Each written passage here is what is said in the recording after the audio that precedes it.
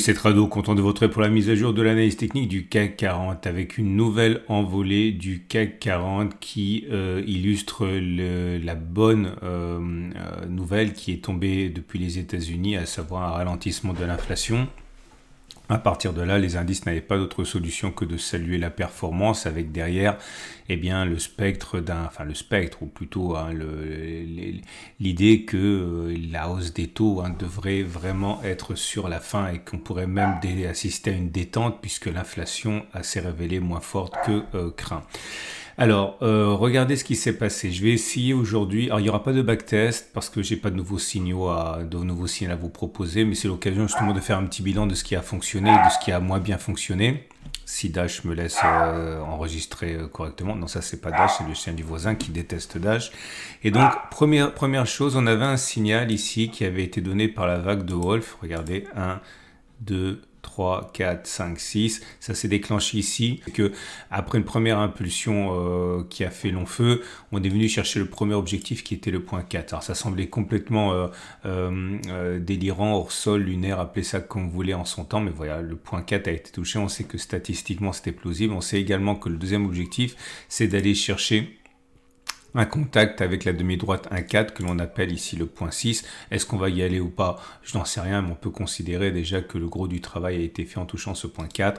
Alors, si on devait aller chercher ce point 4, ce point 6, ça voudrait dire demain faire environ 0,6%. Si on fait 0,6% demain, on irait chercher le point 6, qui est donc le point qui relie le segment 1,4 ici. Et on espère, mais encore une fois, le plus gros effet.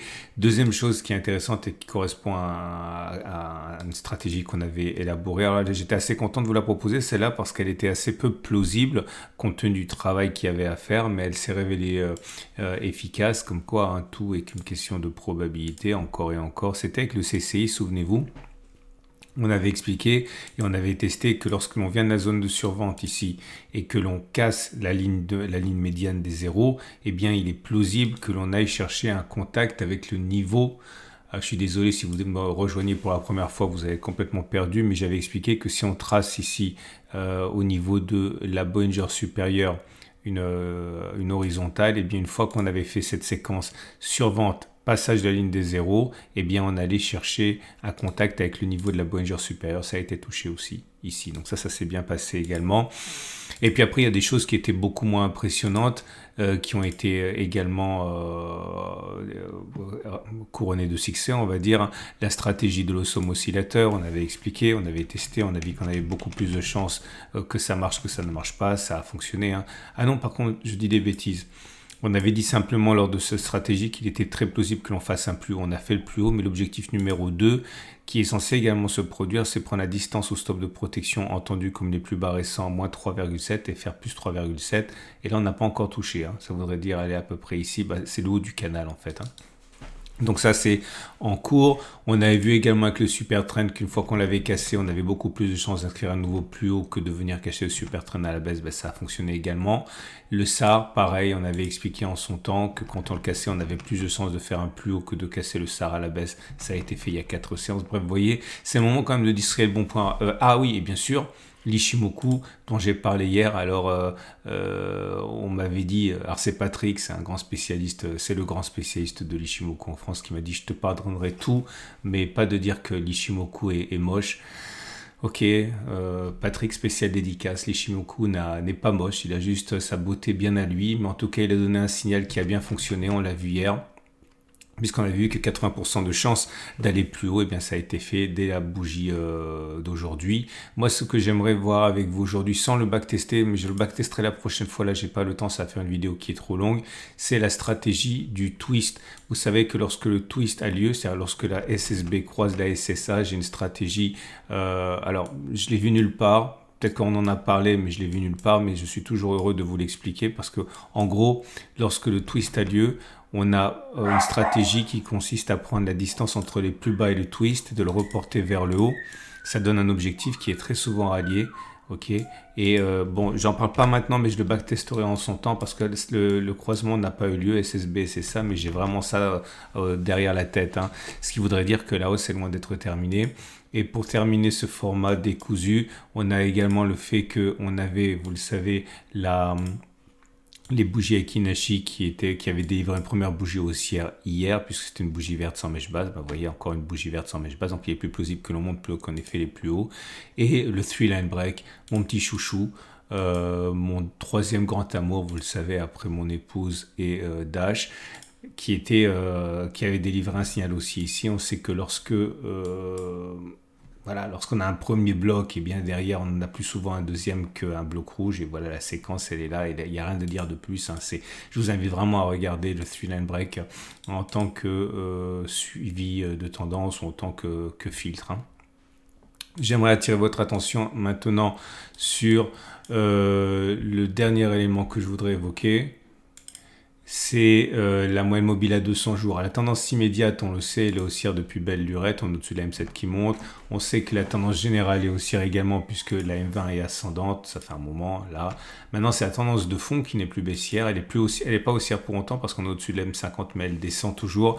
Et la moyenne mobile à 200 jours, la tendance de long terme est encore baissière, mais on n'est plus qu'à quelques encablures. Attention, il faut vraiment clôturer au-dessus pour être, on va dire, confiant par rapport à ce qui pourrait se passer à long terme. Pour l'instant, ça s'apparente simplement à un rebond technique, hein. Alors, ce qui m'amène au dernier point que je voulais évoquer avec vous, c'est jusqu'où la hausse. Alors, j'ai beaucoup parlé de ça, j'avais expliqué de multiples fois qu'il est normal qu'on ait un rebond technique. J'avais expliqué même qu'en moyenne, on pouvait s'attendre au moins à une augmentation de 6%. Revoyez les différentes analyses que j'ai faites préalablement. Là, on en est à, voilà, 6%. Est-ce que tout va s'arrêter maintenant? Je ne crois pas, mais j'en sais rien. Mais je pense qu'on a de quoi aller chercher un gap au moins, aller combler ce gap là, pourquoi pas ce gap là pour faire les choses bien.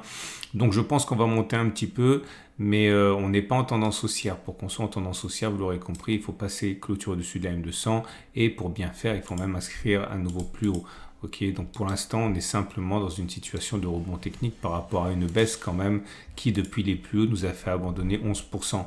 Donc voilà, c'est pour l'instant de l'entre-deux. Alors, on va maintenant parler naturellement des trades du jour. Alors, votre rendez-vous avec IG. IG, bien plus que du trading. Une équipe d'experts à vos côtés. que peut-on faire? Si vous êtes haussier, maintenant ça devient difficile d'acheter. Autrement dit, on a eu beaucoup de signaux progressivement, successivement, qui ont tous, vous le voyez, pour le coup fonctionné. Maintenant, j'ai pas de nouveaux signaux à vous proposer. Donc, ce que je vois a priori, c'est attendre un mouvement de baisse et parier, si ce moment de baisse arrive, sur le ralliement de l'objectif qu'on a fixé pour avoir un ratio gain-risque qui est intéressant. Vous voyez ici, là c'est fait à la hache, là, mais imaginons que ça consolide et qu'on vise ce niveau-là avec un stop de protection dessous, vous arrivez à un ratio gain-risque de 1. Bon, ça reste correct, mais encore une fois, pour l'instant, j'ai pas de signal, donc je suis toujours assez réticent à vous envoyer sur un trade lorsqu'il n'y a pas eu de signal qui a été backtesté.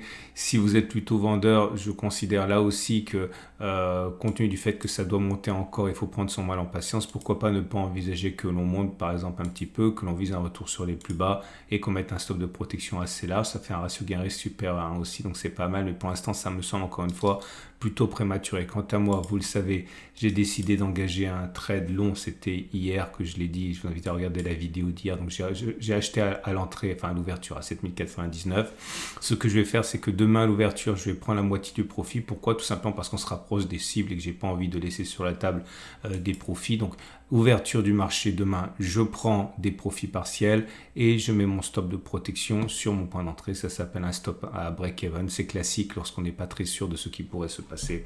On verra par la suite, mais en tout cas, voilà ce que je fais. Et je suis surtout content de vous avoir montré l'intérêt d'adopter une posture qui est systématique. Je vous ai dit que voilà, j'étais pas du tout confiant avec la position acheteuse que j'avais engagée hier, mais que c'était dans le sens des statistiques et des probabilités. Donc à partir de là, il fallait que je l'engage. Donc il me reste plus qu'à vous souhaiter une excellente journée. Vous avez plein de vidéos qui vous attendent. N'oubliez pas le Black Friday, plus d'informations en fin de vidéo. Et à demain pour la mise à jour.